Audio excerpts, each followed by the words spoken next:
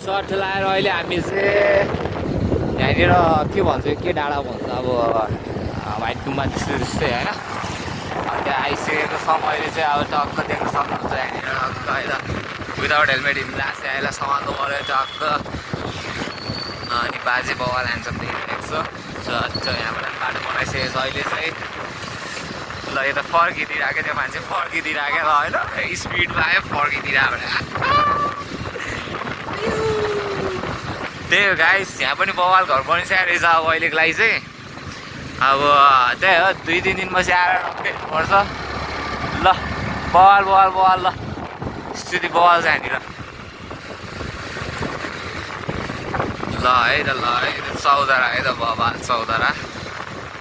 बोल्न चाहिँ केही पनि आउँदैन अब फ्री भ्लग हो नि त जे बोल्दैन त्यही त नि